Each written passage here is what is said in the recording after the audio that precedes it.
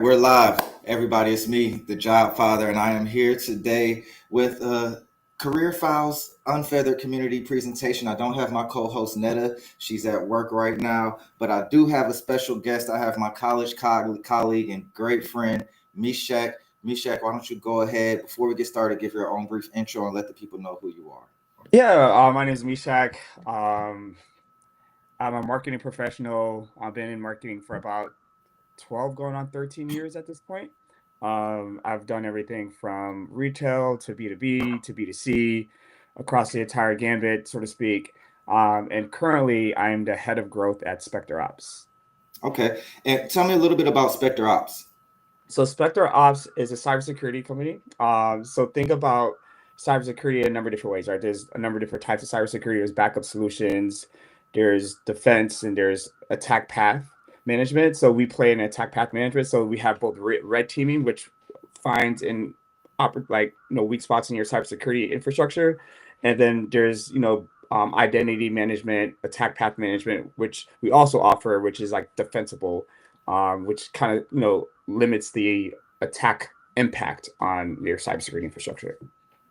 Okay, perfect. So today we got a powerhouse guest in Meshach who's going to give us serious deep dive knowledge on breaking into growth and AI roles in today's job market. All right, so the episode will be split into two parts. The first part is Meshach's personal job search playbook, how he landed the current role at Spectre Ops, and then we're going to finish it up with what hiring managers really want to see when hiring for growth in AI roles, because Meshach is also a hiring manager and he's done hiring throughout his career. So going to get started with the job search playbook. Let's dive in. So Meshach, you just recently landed at Spectre Ops. Walk us through that process. What was the trigger for your job search? Okay, yeah. I mean, unfortunately, mine wasn't a great trigger, but it is sometimes what you expect when you play and you kind of, not necessarily play, but you work within the startup space. So unfortunately, my most recent role, what triggered me to start a job market, we had a restructuring of the marketing organization. The marketing leader who hired me into the company took leave. They hired a new marketing leader to take her position, and he had a different vision for the company. So with that, sometimes a change in leadership, you get a restructuring of the organization. And because I was such a relatively new employee, had been only there for like 6 or 7 months. I was unfortunately laid off during the restructuring, which then untimely prompted my search. Right, nothing's worse than getting laid off in the beginning of summer because job market's tough. You're thinking about to have a hot boy, hot girl summer, and you're like, okay, actually, no, I actually got to buckle down and lock in and find another opportunity because bills are expensive. Got you. But and what were the first things you did to prepare? I took a day. I think taking a day is necessary. It comes out of shock, right? You're never expecting to get laid off, right? And this is not my first time getting laid off, but with that, I just had to take a day for myself to remind myself I'm not tied to my identity is not tied to my job. My worth isn't tied to my job. And despite it being kind of like a deafening blow, losing your losing your role, losing your job, your life, like your income, to support your livelihood, you do have to remember that this happens not because you're worth less than you were the day before it happened. It's just it's just luck of the draw, so to speak. And I took the time to kind of just think about what was my going to be my plan next, right? Yeah, I mean, I just took a day. That as simple as No, that. and that's such no, that's a that's a gem in itself, right? A lot of Yeah. people try to jump right back in and don't take time for themselves to kind of woosah and get their mental health together. You have to have your mind together, right? A part of the job search process is your mental. And I think taking that beat, taking that day or two, maybe a couple of days, just to kind of mourn the loss of the other Yep. job and also remind yourself who you are and prepare for the next journey. Sometimes just to take a break, right? Just to Yeah. take a breather. So I think that's great. I think that's a great first step to take. Were you applying code to positions, or was it all through referrals and strategic networking, or I what was mean, your? it was everything under the sun, right? Like Yeah, and I think you saw that's how we got reconnected, right? I made it very public, right? And sometimes people think that losing your role is kind of an embarrassing moment. I didn't take it as that, right? I think as much as I pour into my community through my own previous you know opportunities of connecting people with the right people, or referring someone to another role, or connecting other, like, I just took it as a moment, like, hey, my village, my community, this is what happened to me. Let me let y'all know, right? Because Got you. if you have the opportunity to put me into connections or a referral, like, let me know, right? Yeah. And I don't take that for granted, and I don't expect it out of anyone, but I just know that I had to leave a vulnerability first in order to really come across authentically. So I let everyone know. I made a post like, hey, untimely. Some of y'all could identify with this, some of y'all may not, but I'm reaching out to my community, leaning out to my community to kind of help navigate this joblessness. And after that, I started applying cold, right? I mean, and then immediacy is like, that's the easiest thing to do, right? It's like, okay, I see an open rec on LinkedIn or Indeed or Glassdoor or these other job sites, and I start applying. I learned very quickly that that wasn't the right necessary strategy, right? You could continue to apply cold, but applying cold means applying cold, right? You have to warm it up somehow. And Exactly. I started to then think about, okay, who can I reach out to that are working in companies that align with my background, that fit. And I just was like, hey, like, do you know of any opportunities in the business? So I started to ask people in their network, and not asking people within my network about opportunities at their companies. And that kind of slowly turned into an idea that I had as well, where I was like, I need to figure out a way to turn this joblessness into a way to brand and make myself more attractive candidate, right? Because Yes. Let me pause you right yeah, there. So that personal brand is everything, and a lot of job seekers are uncomfortable with it or leaving it to bay and not understanding when your brand does make a difference. Unfortunately, you can say it's unfair, but that's just the times that we're in. You don't have to be a you don't have to be a viral content maker, right? But you do need yeah, to have some sort of brand so that when employers come, even as a recruiter, when I come and look at your profile, if you yeah. make it past, not to get the interview, right? To get the interview, you just need to be presentable. But once you get past that first round and you're going to the hiring manager rounds, that's when your brand starts to really come in play because those people are looking at your profile. But go ahead. Yeah, I think you encouraged me to do this, right? And what I did, I made a post about my experience in growth marketing Mhm. and PLG, and published that into a series, right? I made a content series on LinkedIn for like the first 30, almost 60 days, I think. I wasn't posting every day, but it was close to every day. Yep. And what that did, right, was it made me feel like I was still working, right? So I never got slummed. I never got into the slums of like, oh, I have nothing to do, right? I'm researching, I'm writing, I'm thinking, I'm reflecting.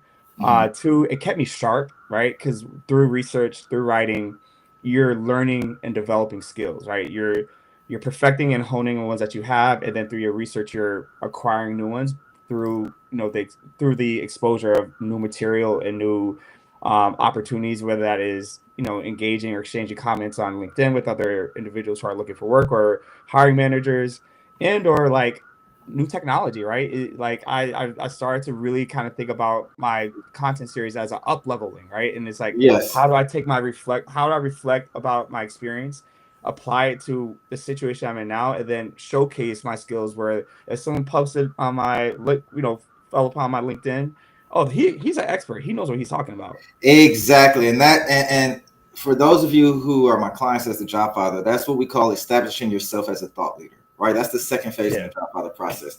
And why that's so important is because, like you said, he built out, he took his story, right? He did work daily. He created a content series, not every day, but it was consistent and consistently showing what he does. He focuses in on AI. We haven't really got there yet, right? But he focuses in, he got my attention. Again, first he made the great post, right? He did the post the right way, the unemployment post. which was letting everybody know what he does, what he's looking for. That allowed me to reach out to him. But then after we reached out, we spoke for about a good week or so. He's a friend, so I didn't make him a client. I just wanted to help out a good friend. He's helped me out in the past a lot, right? But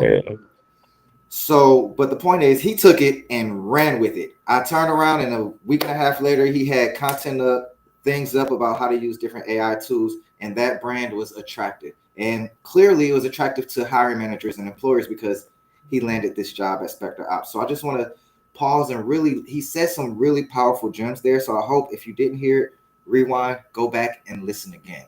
All right. That kind of leads us into the next point. What platforms and tools did you lean on the most? Yeah, so I think LinkedIn was probably my primary kind of forum to, launch and, converse with other people around my unemployment kind of series. I used other kind of like, job tools like, Indeed, but I think LinkedIn would be the primary one to enhance my interview, skills and my process. I leverage ChatGPT a lot.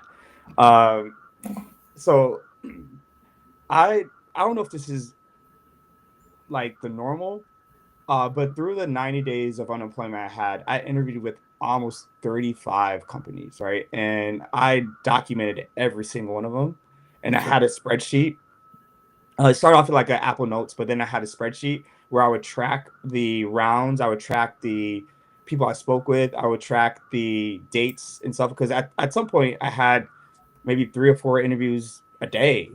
Wow. And multiple times a week, right? You think about, 90 days, you think about, at my current level, I'm interviewing rounds are like 3 to 4 at minimum, right? Some of them are 5 to 6, and that could stretch over weeks. So when you're interviewing with like 30 companies over that period of time, there's times where you're like, you have to be tight with your schedule. You have to be tight with how you prepare in your research. So I know it was funny because I was hanging out with some friends last night, and they're like, how did it feel to have some time off? And I was like, honestly, it didn't feel like time off for me. I was working these past 90 days. Even if I didn't have a job, I was working. Like, I had such a rigid schedule. I woke up the same time. I did my writing and my research. I applied to at least 10 to 15 roles. And then I reached out to my network, navigating profiles, seeing if they had opportunities. I would, ask for a coffee date or a lunch and learn or a virtual meetup. And I just kind of worked my network and worked, my platform. And then I used ChatGPT once I landed an interview. I used ChatGPT to kind of help improve my interviewing skills, right? So I made a little post on my LinkedIn a couple weeks ago about my specific tactic. But during every single interview, I would ask the interviewer if I could record. And typically they said yes, because usually a lot of people have a lot of AI recorders. But what I did from there was take the AI recording on my phone, transcribe it, place it into ChatGPT, and I built this custom prompt that assessed me across a number of different categories I thought was very, very important about how I interviewed and how it relates to the role. And I asked ChatGPT to assess my performance and then give me recommendations on how to improve for the next round of interview. And I did that I did start that way, but I would say after like interview like 5 or 6, I began doing that. And by the time I did my last couple interviews, I had such a honed in, well-oiled machine where boom, spit it out, prompt, grade, rubric. And then I'm like, okay, this is what I need to improve on. This is what I need to tighten up. This is what I can rework. That's amazing, man. And the use of AI is amazing. I built the JobFather AI agent. If for anybody listening or watching, go to thejobfather.org, click on the JobFather AI agent. Please get free access. It does have some prompts that Meshach mentioned, but it also gives you the full interview prep. It gives you post-interview breakdown. It teaches you how to ask, again, how to properly record the interviews, how to turn them into a transcription, and then throw it in ChatGPT. And like Meshach said, there's a lot that psychologically people are not using AI for. Yeah. Like, for instance, I take the profile of the interviewer from LinkedIn. You can save the profile to PDF. I throw that sucker in the JobFather AI or ChatGPT and say, give me a psychological profile for this person who's doing this for this role. And it tells you, it gives a psychological breakdown. Now, it's based upon their LinkedIn, right? But if you can find their other socials and throw that in, anything you can find, throw it all in there. It builds a profile to tell you how to build rapport with this person, or to tell you what type of answers this person. And I've been doing that for the last year, and it's been about 95% accurate. The Wow. best way to tell is throw your own profile in there. Yeah. And see what it says about you. And that's how you'll be able to gauge. But it's really helpful just to give you another nugget on top of what Meshack said. I did. Wow, that's really good. Yeah. It's my co-founder of Unfeathered. Her name is Netta. She told me about this. And when she showed, like, she has she does the psychological breakdown, not just for hiring, but for if you're at work, how do you deal with this? If you have to deal with the manager or employee, it is crazy the psychological things that you can do. And this, for my guys on X, the Startup Circle, and then the AI guy, John, he spoke a little bit deeper about it, just a shout out to him. I did throw Meshack's LinkedIn profile in the chat, guys. So please feel free to go check it out. He does have a great detailed post about his journey and how he used AI in different prompts. So I would suggest you give him a follow, repost, and like and share on that post. All right, let's keep going. Really quick, if you can, as quick as you can, what straight up didn't work? There's so many things that didn't work, right? Give me your top three, I guess. Okay, top three, right? So I couldn't say applying cold didn't work, right? Because I landed some interviews, but it wasn't my most effective strategy. I must have applied, honestly, in the 90 days to over at least 300, 400 roles. Wow. Yeah, it was, yeah, I was, one thing I know for a fact didn't work though, was using these AI automated resume appliers, right? I'm not saying that it wouldn't work for anyone else, but it didn't work for the roles at my level. Gotcha. And you're at what level again? Say that again for the people. I'm a director. Okay, director so level. Yeah. So it didn't work. The automatic appliers like Job Hire, I think his name was. Yeah, that did not work. I paid $20 a month, and I got 0 hits. Okay. So I would say take the time to make a really, really good resume and tweak it based off of the role. You don't have to do it for every single one, but I think what did work for me was like I had like the roles I like. If I landed, but I have my roles I really wanted, and the roles I really wanted, I made sure that like my resume was personally tailored to that role, so that they could not ignore me. I ran it through ChatGPT, did the ATS tracking, all that good stuff, but I made sure that my bullet points mapped back to every single job duty and description. Every job duty in that job description. Did you do that for every position or the positions that you really wanted? Yeah, for positions I really wanted. I think how many positions would you say you were applying to a week once you slowed down? Once I slowed down, probably about 15. I would say about 10 to 15. That is a great number. In my opinion, as a job file, that is a great number. You don't want to do the 40, 50 applications a week. You want to find the roles that fit you. And you were lucky enough to find 15 roles each week that fit you, right? Because sometimes it can be less than that. But okay. And then I asked you what straight up didn't work. And you did tell me what ended up working. Yeah. All right. So let's fast forward a little bit. And we're finishing up this first part of this interview here. You land the interviews. What actually moved the needle in terms of standing out? Anything you said or story that made them say, this is our guy? This is gold. Okay, so this is gold. This is actually where it comes down to what I think became my winning strategy.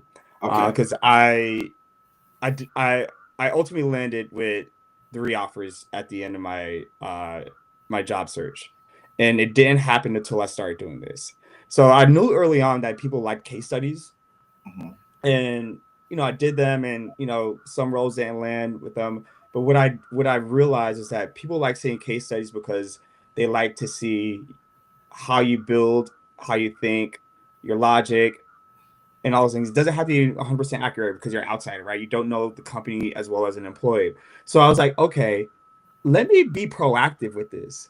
So every single, like, from the moment I hit a recruiter screen to every single stage after that, I built a presentation.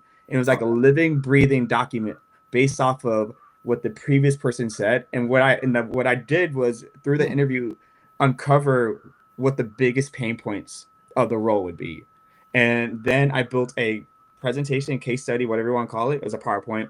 I built a PowerPoint that identified the problem and it proposed what my solutions would be in a very detailed, structured, framework-based way. And I did that for the last 7 roles I applied. And so after every single round, I was like, okay, I got to iterate this, I got to change this, I got to add this based off of what the previous interview said. And I know we talked about the ChatGPT prompt before. I started to add that layered into my prompt. It was like, okay, I'm building a presentation. What are the biggest pain points? How does my skill sets, my previous experience based off of my resume, give me 3 or 4 ideas that would kind of help solve the solution. And then I work that into the presentation. Of course, you have to, fact check, sanity check, and make sure that's something that you actually believe in would actually resolve the problem. Sometimes, ChatGPT isn't perfect, accurate. So like you rely on your own experience, but it set me up for a really clean framework. And I gave it to each person. I was like, after the interview, I want you to have this. I want you to have, it's in my interview leave behind. It's my product that I'm teasing you with. Like, so they were like, oh, like this guy has a plan. After every interview, like this guy has a plan. He knows what he's doing. So you would give it to him after the interview, correct? But you would build the case and get the information during the interview and then give it to them after. So for the first screen, yes. So usually that first screen with the hiring manager, that's what I did. But with round 2, I had a presentation built, and I'm walking them through the presentation based off of what the previous colleague had mentioned was a problem, or the problems of the role. So after each round, that presentation went from 2 slides to 4 slides to 6 slides. And I was like, hey, I built a presentation based off of some things I heard your colleague said. Can I walk you through my thought process on how I tackle this?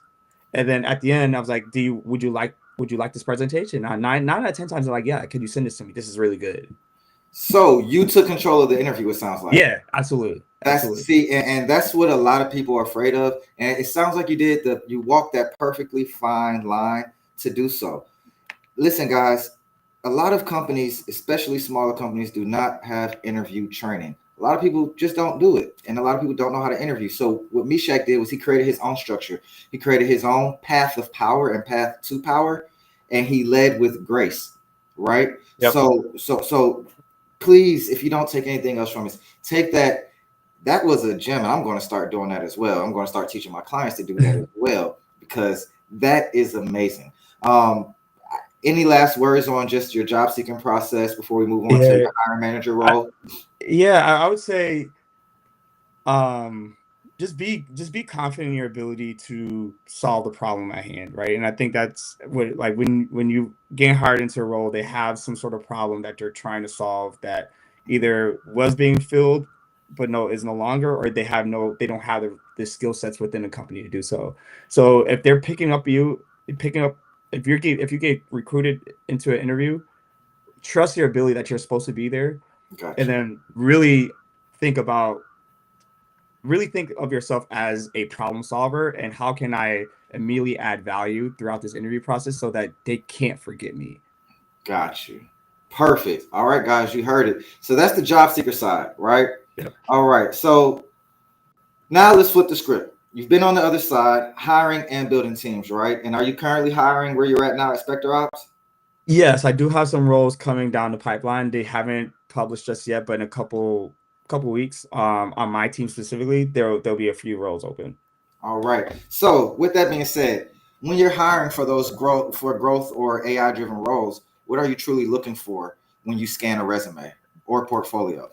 One, I'm looking for creative thinking, right? I think, and especially in today's world, you have to be thinking outside the box. As a marketer, like, it's hard to break through the noise and clutter of what everyone else is doing. So really innovative, creative thinking is one.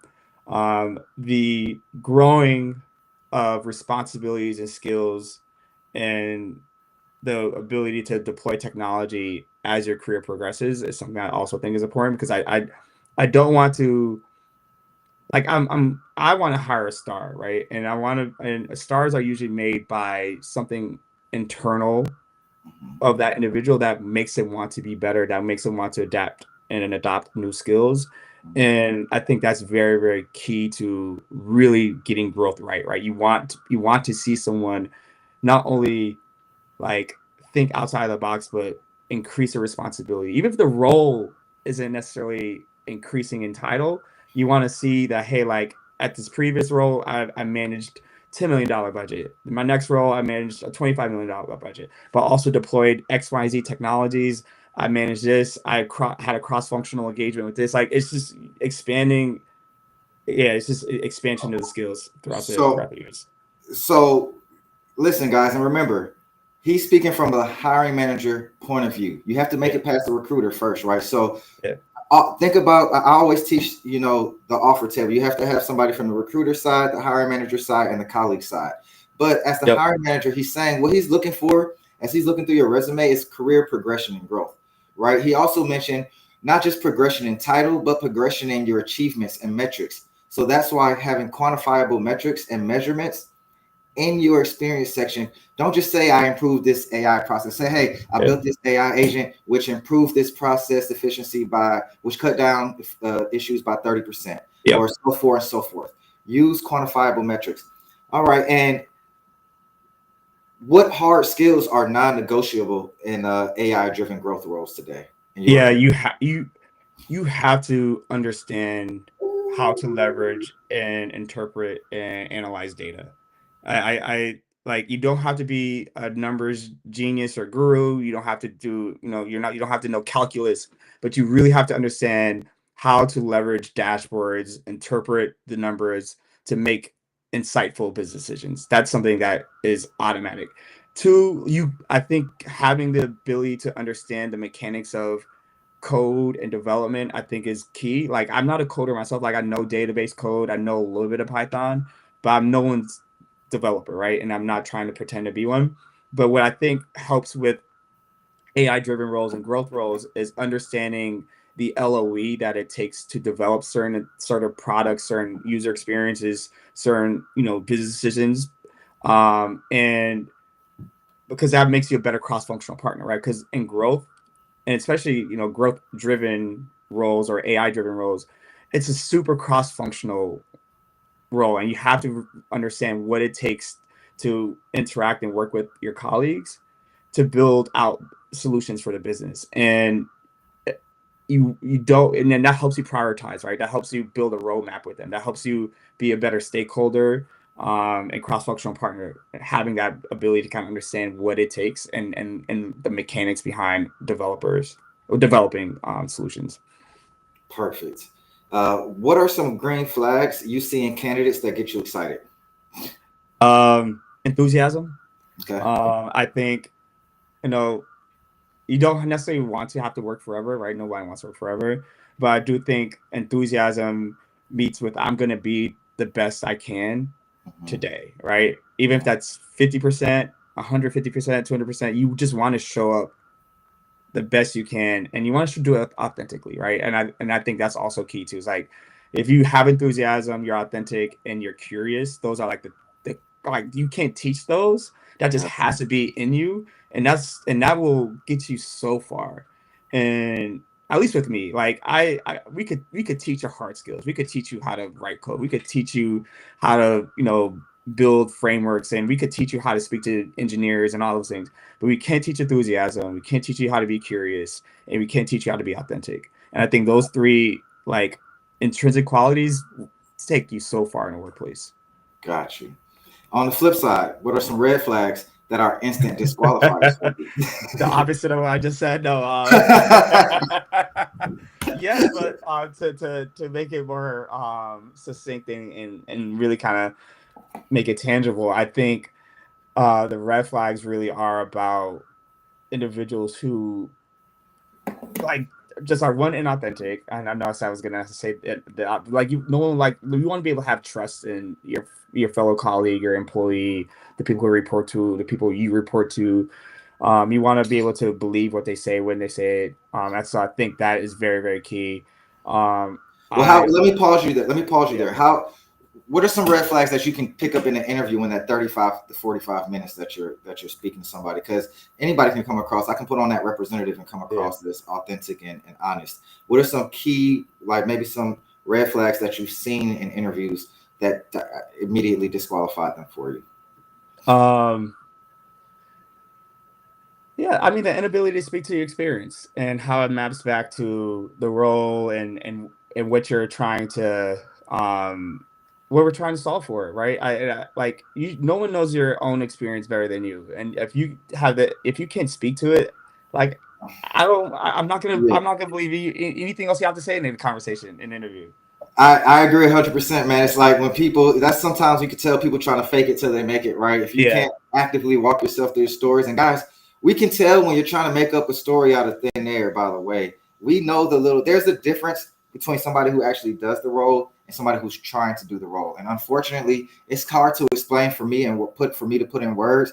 You only know once you interview one person versus the other, right? And it's like, okay. So it's a lot of times for me, it's not even an instant disqualifier. Is once I talk to maybe once I talk to the person that actually does this, then it made me realize, okay, that person was full of crap. And okay.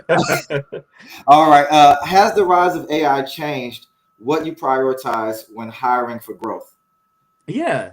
I think I need someone who understands and gets how AI can be used in their role. I think you can no longer get by being afraid of AI. You have to actively approach, like, how can AI scale what I'm trying to do, make me more effective, because it's a competitive edge now. If someone doesn't have AI use cases or examples of how they use it in their work, I'm not looking at them. I'm not, because to ignore it is a red flag to me. And I know we just got a red flag, but to ignore that AI has very specific use cases within, especially growth roles, to scale your functionality. I don't want everything. I don't want you to copy paste your entire thought process and regurgitate that from AI, right? But I want to see you use it as a tool to scale your way of thinking, the way you work, automate some things that can make you more efficient in the workplace. And that's what a lot of hiring managers are saying, guys. It's not, AI is not going to replace people, right? Yeah. Well, it will replace some people, but when you use it, it's not to use as a crutch or to do your job. It's to use as a tool to kind of do everything that you already know how to do in your mind. It can just do it a little bit quicker, and then you can take it and transform it into what it needs to be. Because AI, again, is a robot. It hallucinates, makes up stuff, and sometimes it's just not always correct. But if you know how to use it properly as a tool to make your team or your process more efficient, that's the goal. And Meshack also dropped another gem. Are you guys building portfolios of AI use cases? I see a lot of developers using GitHub, but if you're not a developer, you can still have a portfolio of how you use AI in your day-to-day work. For me, I built the JobFather AI, and it's me, and it helps me tremendously with my onboarding of clients and continuation of them, right? Other people are using it for scheduling. Project managers are using it for this, and that. So what in your work life or everyday life is AI capable of making your life easier, and how are you putting that to use? All right. I know we're a little bit over time. So the last couple of questions I have is, for someone without AI experience, how can they show they're AI fluent and ready to grow into these type of roles? I would say start using it. Start using it, start researching, start writing. There's so many use cases and prompts that people are giving out for free. Got you. In the world. Start there, right? I think it comes all down about being curious, right? When you're curious about something, you're going to ask questions, you're going to research, you're going to identify, you're going to, ask people who's using it, how to use it. And I think that's where it starts. And then once you really kind of understand the mechanics and how it kind of can automate things or scale things or do things for you, that you can then, use that other time to focus in on, more valuable items or more valuable, things in your workday that require more effort.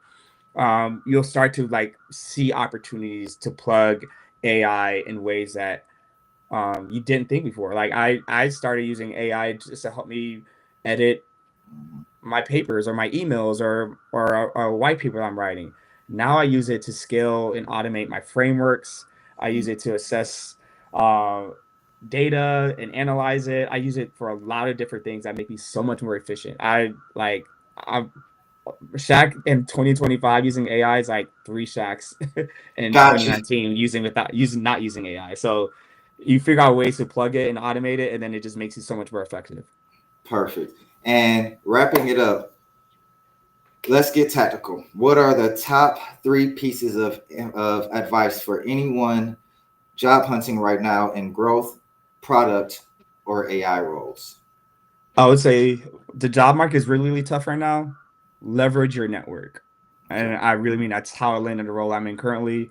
It's how it's just a name of the game now. I think we have to go back to the basics a little bit when they teach you networking in college and exchanging business cards. We're not necessarily doing that in person anymore, but we can do that on LinkedIn through conversations, through commenting on people's thoughts and posts and things like that, and really kind of build that rapport with individuals. And then I think that's 1. 2, up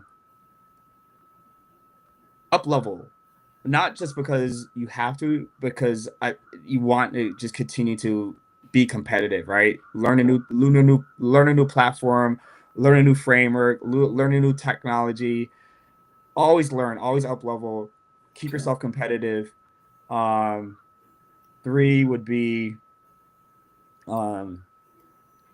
trust. It sounds cliche, but like just really trust your instincts. I think going with your gut and going with your intuition can lead you in the right place. Just lead and think about your life authentically and how you want to show up and how would you want someone to show up if you were on the other side meeting you.